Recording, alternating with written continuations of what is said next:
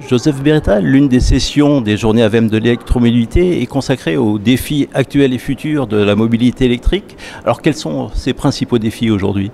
Alors ces principaux défis, c'est quand même d'arriver à se développer très vite. Parce que je dirais maintenant, on n'est plus dans la question du pourquoi, mais du comment accélérer.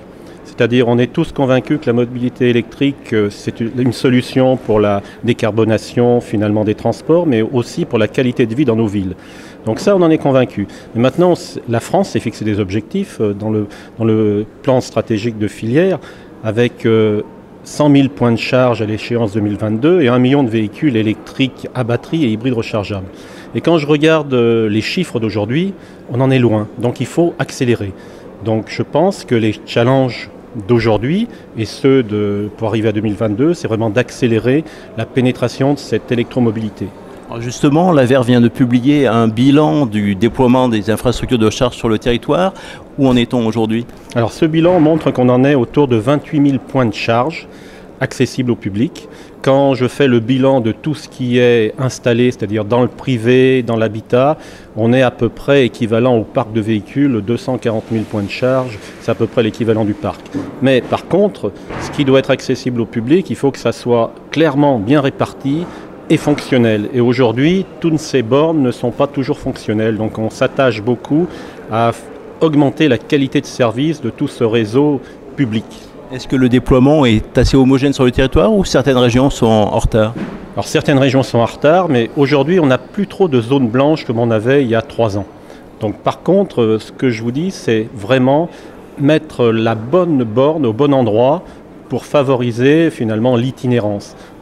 Vous avez pointé des points de vigilance, quels sont-ils et sur quel point on doit faire attention? Alors ce qu'il faut, c'est harmoniser un peu l'information qu'on va donner aux consommateurs, l'information tarif. Quand vous vous déplacez dans votre zone quotidienne, il n'y a pas de souci, vous connaissez les points de charge, vous connaissez les tarifs, mais avec votre véhicule électrique à batterie, si vous partez pour de la longue distance, là vous partez un peu dans l'inconnu. Même si vous avez des applications, vous arrivez sur la borne, déjà vous ne savez pas si elle est occupée, si elle est libre, et combien va vous coûter la recharge. Donc il y a toute cette démarche d'information consommateur et la garantie de service de cette borne. Il ne faut pas que quand vous arrivez, elle est en panne parce que vous avez après des soucis pour aller à la suivante.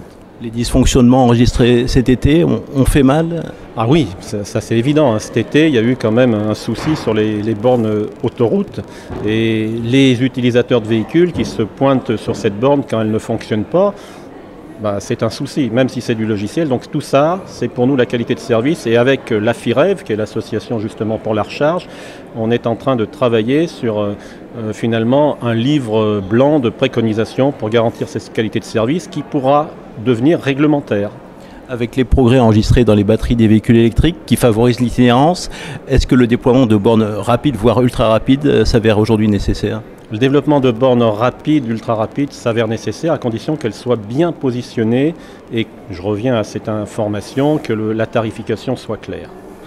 L'AVER est également chargé de la gestion du programme Advenir. Donc où en est-on sur ce programme et quelles sont ses perspectives d'avenir? Alors ce programme a eu, comme tout nouveau programme, un certain retard au démarrage et aujourd'hui il atteint finalement son régime de croisière et il fonctionne tellement bien que finalement il va être reconduit encore pour 3 ans et on va même élargir les cibles. On se rend compte que les cibles qu'on avait identifiées dans les copropriétés, c'est une cible prioritaire et on va aller plus loin que seulement installer des bornes.